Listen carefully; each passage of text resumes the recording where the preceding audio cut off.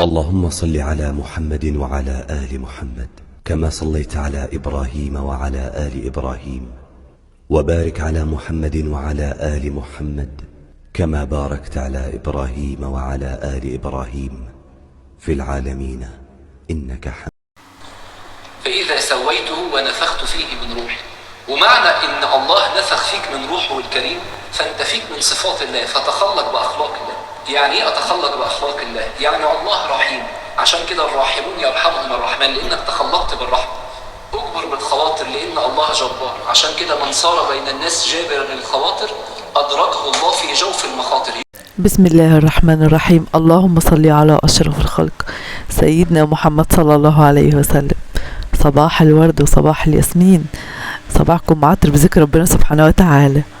بتعمل ايه يا مروه النهارده؟ بنعمل احلى طبق كرشه، تعالوا كلوا معايا. بصوا باذن الله رب العالمين الطريقه ازاي زي ما انتوا شفتوا. دي كانت 2 كيلو كرشه، حطيت قطعتها نضفتها، حطيت عليها ملح، يعني كان عندي ملح دايما انه بخليها للفراخ لسمك لحاجه، فحطيت عليها ملح، حطيت عليها ليمون، حطيت عليها خل عشان زي ما انتوا شايفين تبقى نضيفه وحلو. غسلتها مرتين 3 كده، وده اخر حاجه معايا. هنبتدي بقى نحطها في حله. طريقتي فيها ما بنسلقهاش، تمام؟ يعني ايه، بنديها تشويحه كده. بصوا احلى طريقه كرشه تعمليها، وعلى فكره سهله مش صعبه للناس اللي بتجرف من الكرشه، بالعكس اكلتها حلوه خالص ومش صعبه ولا اي حاجه. حطيتها بقى في الحله، هنا نزلت عليها بصله حلوه كده، وهنيجي حاطه عليها طماطمتين وحبه فلفل اسمر. دي التشويحه بتاعتها، على فكره بتبقى زي المسلوقه بالظبط، بس دي بناخد الفايده بتاعتها، لان المسلوقه يعني ايوه ممكن تسلقيها وكده، بس الطريقه دي احسن كده، انا بناخد الفايده بتاعتها. حطيت عليها بقى زي ما انتوا شايفين كده فلفل اسمر. طبعا ملح مش هنحط دلوقتي خالص، عشان ده لو حطيت دلوقتي معاها لبكره عقبال ما تطيب كده. خلاص اهي ومقطعها حتت يعني مناسبه للي ياكل. هنعمل بقى ايه عقبال ما هنا تتشرب مني وتتشوح معايا، هنيجي عامله التغذيه بتاعتها. بصلايه حلوه برضو. ليه ما بنحطش توم؟ بصراحه عيال ما بيحبوش التوم، يعني في الاكل بندخله في اكلات اللي هي المخفيه بمعنى اصح. الاكله المخفيه بندخل فيها التوم، لكن الاكله الواضحه زي كده مش هندخلهم فيها عشان ما يسيبوش الاكل. ونزلت بقى ايه بمعلقه سمنه، وبرده معلقه زيت عشان الاكله ما تبقاش ايه، ما تبقاش تقيله معايا. تمام كده. هنديها بقى تشويحه ايه، الكرشه تشويحه حلوه. كانت البصله احمرت. الطماطم على فكره اللي عاملاها معاكم نفعني جدا، النفع ربنا سبحانه وتعالى. بصوا حطيتها في زي ما انتم شايفين، حطيتها في الحله، وهنيجي نزله ايه يعني حبه ميه حلوين، هنفك بس بيهم الطماطم. على فكره كده سهله خالص اهي، ما فيهاش اي حاجه. والطماطم لما بنكون عاملاها صلصه بتساعد معايا، يعني يا دوبك بنطلع نحط على الاكل على طول. خلاص كده. وهي تبصوا عملت زي شوربه، بس هي كده ايه كده، انا خدت الفايده بتاعتها، اعوذ بالله من كلمه تانية. خلاص كده كانت الطماطم بقى اتسبكت، هنيجي نازله بيها ايه، هنيجي واخده الكرشه نيجي نازله بيها على طول في الطماطم اللي هي التخديعه اللي عملتها دي. طريقتها سهله وبسيطه وطعمها بيبقى حلو. طب انتوا ليه يا مروه ما بتشيلوش الجلد اللي طبقه اللي فوق؟ لا احنا في الصعيد بصراحه جيت لقيتهم بيعملوا الاكله دي كده، الكرشه بيعملوها كده، في وجه بحري بينضفوها. لكن هنا في وجه جبل ما بياكلوهاش الا كده. تمام كده. بس هنخليها بقى تطيب بقى براحتها، بس ما بنحطش ملح. لو حطيت ملح تبقى تاخد ممكن يومين تاني معايا، لكن الملح ده اخر حاجه. نزلت بمعلقه كمون حلوه، وهنحط حبه فلفل حلوين، يعني نص معلقه فلفل مثلا، وهنسيبها بقى تغلي براحتها. هنيجي داخله بقى على المواعين عقبال ما تغلي ديت. بص بيبقى ايديا في 1000 حاجه، مش في حاجه بس بمحبه والله العظيم. محبه مشغله قران، سورة البقرة دي اللهم بارك يا رب، كل يوم لازم في البيت. تخلص نجيب مثلا ايه ادعية، تخلص نجي جايبة حاجة تانية. على مدار 24 ساعة القرآن شغال في بيتي، ما بنقطعهوش. نفصل شوية الكمبيوتر نجيب اذاعة القرآن الكريم في الراديو عندنا في مصر هنا. بيبقى البيت بيبقى ريحه حلو، بتبقى كده تحس اللهم بارك يا رب، احساس حلو كده. عارفه انت اللي تبقى قاعده تحس ما وراكيش حاجه، خلاص انا خلصت، تخش بقى اسمها قصة انبياء على الكمبيوتر، تعلمها حاجة حلوة، نعلم عيالي حاجة حلوة، حاجة ينتفعوا بيها. الام يقولك في مصر الام ديت بتبقى مدرسة، او عامة في اي حتة الام مدرسة. المدارس مش التعليم بس، اللي بيعلم البيت الاب والام. المدارس ده ورق وقلم بس بيتعلموا بيه، لكن في البيت ده تعليمك الاساسي، اخلاقهم، تربيتهم، بتطلعي جيل عامل ازاي، انت ذاتك بتبقى عامله ازاي. هل يجوا بعد كده الواحده ما تخش بيت جوزها تغضب وترجع تاني؟ هتبقي انت راضيه بكده؟ لا، ازرعي في البنت صاحبه امها. انا كان عندي ملك بنبقى قاعده نفهمها الصح من الغلط، حاجات اكبر من سنها بنعرفها لها برضو. فلازم تبقي انت واخده بالك من حياه عيالك، تبقي راقبه عليهم. ابنك صاحبيه، العبي معاه، هزري معاه، اقنعي كده. الام اللي في البيت ديت دي رحمه، ده انت المرجع الاول الام والاب. بس الام عشان 24 ساعه في البيت، الاب بيبقى جاي من شغله مش عايز ضغوطات تاني، عايز الكلمه الحلوه، عايز يشوف بيت حلو، عايز يشوف ست نظيفه في بيتها، عايز يشوف عيال. اللهم بارك يا رب. هل ان انا مثلا هبقى واخده جنبي مع نفسي؟ لا، لازم برضه الاب بيشيل مسؤوليه معايا. بس في التليفون الكلمه الحلوه، سلموا على بابا، مش عارفه فطروا ايه النهارده، اتعشوا ايه النهارده. لازم يكون ليكي انت مكالمات مع جوزك على مدار اليوم. ما انت هتاخدي الطاقه الحلوه منين؟ امال انت هتحسي ان انت عايشه ازاي؟ ما هو من كده. صاحبي جوزك، خديه كده اب، اخ، كل حاجه ليكي، عشان انت تبقى واخده الثواب كله. فاهماني ازاي؟ وربنا يسعد قلوبنا جميعا يا رب يا عم، وجعلكم يا رب كده عمار في بيوتكم، ويجعل بيوت المسلمين عمار يا رب، اللهم امين. ايوه، الست ما بتجرب من جوزها والله بيبقى في حاجات حلوه، بيبقى في كلام حلو، بيبقى في حتى على مدار اليوم هو هيتصل عليك، اعوديه الحاجه اللي انت. مفيش حاجه اسمها كبرت في السن ولا حاجه كذا، لا. طول ما فيكي نفس قول يا رب لك الحمد، واعملي بما يرضي الله، عشان دي اللي جعلتك في ميزان حسناتك. الحمد لله رب العالمين على كل شيء. كده بقى كنت خلصت.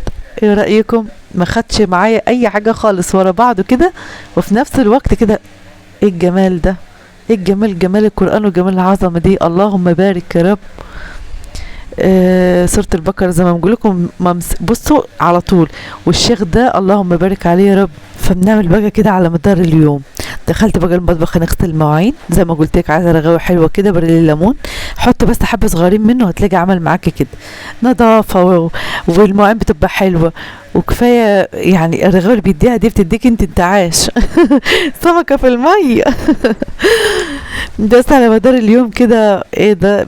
بصوا، عايزه اقول لكم الطبق ده بيفضل معايا على مدار اليوم، يعني مش كل شويه نحط حبه ونكبهم، لا، على مدار اليوم بيفضل معايا نغسل المواعين. طبق خلصت عليه افضل الصلاه والسلام. طبق مثلا كده خلصت، ورايا على طول نجي غسلها حطات. طالما غسلت مواعين مش عايزه كركبه تاني عندي في الحوض. بصي، انتعاش ما بتاخديش وقت، وحتى لو خدت وقت ده في ميزان حسناتك على مدار اليوم. شوفي بقى انت عايزه تعملي ايه. وعايزه برضه نقول لاخواتي اللي بتقول لي يا مروه عندي هم وعندي غم، والله ربنا سبحانه وتعالى كريم ورحيم. استبري استبري استبري، وقول يا رب، واحتسبي سبحان الله ليكي اجر باذن الله رب العالمين. ده ربنا اللي قال كده. اسمعي في قرانك، اسمعي في دينك، هتعرفي كل حاجه. حاجات حلوه في حياتنا جميله، بس الواحد في غفله عنها. الحمد لله رب العالمين. كده كنت خلصت بقى تمام. ودخلت زي ما انتم شايفين المطبخ اهو. دخلت بقى الصاله، كانت الدنيا كلها حلوه الحمد لله. عطرتها بقى، في بخور حطي، في معطر جو حطي. كنت بقى خلاص الكرش طابت، وكنت رايحه نعمل ايه، رايحه نعمل رز عشان نتغدوا. بجد اكله حلوه، والشتا بيبقى عايز العدس، الكرشه، المحشي الاكلات الحلوه دي. كده كانت طابت. هنيجي بقى نبتدي نحط الملح، عشان بقى ايه، يعني تبقى الطعم بتاعها مش مملح لما نطفي عليها، وفي نفس الوقت تبقى واخده ايه الطعم الحلو ده. خلاص كده عندك مكعب دجاج حطي، ما عندكيش خلاص. ده كمروه طريقتي فيه. هنعمل بقى رز اللي هو بتاعنا كده، اللي هو ايه الاحمر اللي هو في ابيض ده. كنت حطيت بقى الحله، هنحط الزيت. هناخد نص الرز ده بس نغسله غسله حلوه الاول، نحطه نصه في الحله مع الزيت، والنص التاني خليه لما يحمر خالص، بس مش هننشفه، ما بنخلوش لما يتنشف مني، بياخد بس لون حلو كده، ونيجي نازله عليه. والله لا أكلة حلوة خالص وطعمها حلو، والحمد لله رب العالمين. نعمة وفضل، نعمة وفضل، أهم حاجة بس راحة البال، وربنا يدينا الصحة على أولادنا يا رب.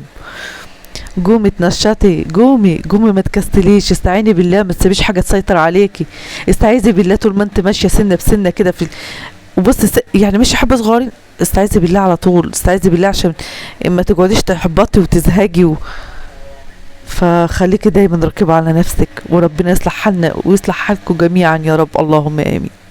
كده كنت خلصت بقى الاكله بتاعتنا الحلوه. ايه رايكم؟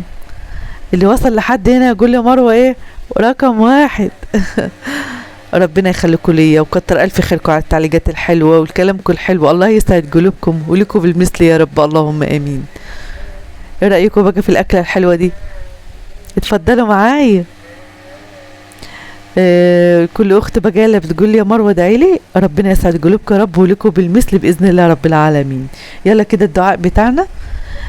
في ام انس ومريم، ربنا يحفظ لك انس ومريم وتشوفون في اعلى المراتب يا رب، اللهم امين. مريم امتحاناتها شغاله، ربنا معاكي باذن الله، او دراستها تقريبا شغاله، فربنا معاكي وان شاء الله تبقي في احسن حال يا رب، اللهم امين. انت واخوك ربنا يبسط ماما بيكم يا رب، اللهم امين. ام الحبيب عبد السلام ومريم، ربنا يخلي لك الحبيب ومريم يا رب وتشوفيهم في اعلى المراتب يا رب، ويرزقك الرزق الواسع المبارك، اللهم امين يا رب. سارة من الجزائر، ربنا يسعد روحك يا سارة ويفرحك بأولادك ويرزقك انت وزوجك يا رب من حيث لا تحتسبي، اللهم آمين يا رب. أم نضال، ربنا يسعد روحك ويديك ألف صحة وألف عافية ويفرحك بأولادك، اللهم آمين يا رب. في دينا من مصر، ربنا يسعدك يا دينا ويرزقك يا رب بابن الحلال اللي يهنيك ويريح بالك، اللهم امين يا رب العالمين. انت وفله من الجزائر، اللهم امين يا رب العالمين. وانت يا فله يسعدك يا رب، ويا رب يرزقك بابن الحلال يا رب اللي يهنيك ويريح بالك، انتوا يا رب، انتوا ودينا وجميع بنات المسلمين، اللهم امين يا رب. دكتورتنا الجميلة والدتها مريضة، ربنا يشفيها يا رب ويشفي كل مريض يا رب، اللهم آمين. الحاجة فاطمة، ربنا يشفيك يا رب ويشفي كل مريض يا رب، اللهم آمين يا رب العالمين. في أسماء من المنيا، ربنا يسعد روحك يا أسماء وتقومي بألف سلامة يا رب، اللهم آمين. في أم أحمد من السعودية، ربنا يشفي لك ابنك يا رب يا رب وتفرحي ويفرحك بفرحهم يا رب ويسعدك ويهنيك في بيتك، اللهم آمين يا رب. أم هنا من مصر، ربنا يفرحك ببنتك يا أم هنا يا رب، اللهم آمين. منيرة الشمري من السعودية، ربنا يفرحك بأولادك يا رب ويهنيك ويسعدك في بيتك، اللهم آمين يا رب. أمي من السعودية، ربنا يديك ألف صحة وعافية يا رب ويخليك لينا، اللهم آمين يا رب العالمين. في أخت برضو من العراق بتقول يا مروة ادعي لي وربنا يسعد روحك الحلوة يا رب، اللهم آمين. جيجي، ربنا يوفقك يا رب أينما كنت، اللهم آمين يا رب اللهم آمين يا رب العالمين ويجعلك مباركة أينما كنت، اللهم آمين يا رب. أم حسين من العراق، ربنا يفرحك بأولادك يا رب ويهنيك ويسعدك ويبارك لك في زوجك، اللهم آمين يا رب العالمين. أم حمادة من سوهاج، ربنا يبارك لك في أولادك ويفرحك بفرحهم، اللهم آمين يا رب. في برضو مروة مرزوق، أم أحمد، ربنا يسعد روحك الحلوة يا رب ويبارك لك في جوزك وفي أولادك ويرزقكم من حيث لا تحتسبوا، اللهم آمين يا رب العالمين. أم كاكو، ربنا يفرحك بأولادك ويسعد روحك يا رب ويوفقهم يا رب وتشوفون في أعلى المراتب، اللهم آمين يا رب. أم مالك محمد، ربنا يفرحك بأولادك يا رب، اللهم آمين. عروستنا الجميلة، ربنا يهنيك ويسعدك ويسعد روحك يا رب، اللهم آمين. سحر من منيا، ربنا يهنيك يا سحر ويبارك لك في جوزك وفي أولادك يا رب، اللهم آمين. أم صلاح من المغرب، ربنا يبارك لك في أولادك ويفرحك بفرحهم ويحفظك يا رب، اللهم آمين. أم أيمن من بغداد، يا رب يخليك ويهنيك ويسعدك ويبارك لك في أولادك يا رب وتشوفيهم ذرية صالحة فالحة، اللهم آمين يا رب. عزة من الأقصر، ربنا يسعد روحك يا عزة يا رب ويهنيك ويسعدك يا رب ويشفيك يا رب يا رب ويشفيك يا عزة يا رب ويشفي كل مريض يا رب، اللهم آمين. أم مؤمن، ربنا يسعد روحك الحلوة يا أم مؤمن يا رب، اللهم آمين. اختي من العراق، ربنا يكبر بخاطرك على الكلام الحلو يا رب ده، اللهم امين يا رب العالمين. ام محمد من البحرين، ربنا يفرحك باولادك يا رب وتشوفيهم في اعلى المراتب، اللهم امين يا رب العالمين. هند حسن، ربنا يسعد روحك الحلوه يا هند، اللهم امين. نوره، ربنا يسعدك يا نوره يا رب ويهنيك، اللهم امين يا رب العالمين. فاطمه، ربنا يسعدك يا فاطمه ويبارك لك في ابنك يا رب، اللهم امين. ام احمد، ربنا يبارك لك في اولادك يا رب، اللهم امين يا رب العالمين. امي من اليمن، ربنا يديك الف صحه والف عافيه يا رب، اللهم امين يا رب العالمين. في برضه اخت خديجه من المغرب، ربنا يسعد روحك يا رب ويبارك لك في الجميلات الامارات اولادك، اللهم امين يا رب. هي معاها 3 بنات، ربنا يحفظهم لك، ملكات قلبك ربنا يحفظهم لك يا رب، اللهم امين، وتشوفيهم احسن الناس، اللهم امين يا رب العالمين. وده كان فيديو النهارده. اي اخت ما قلتش اسمها تكتب لي في الكومنتات وانا تحت امركم. ربنا يسهنيكم ويسعدكم في بيوتكم يا رب. نسيبكم فيديوهات جديده ان شاء الله في رعايه الله. السلام عليكم.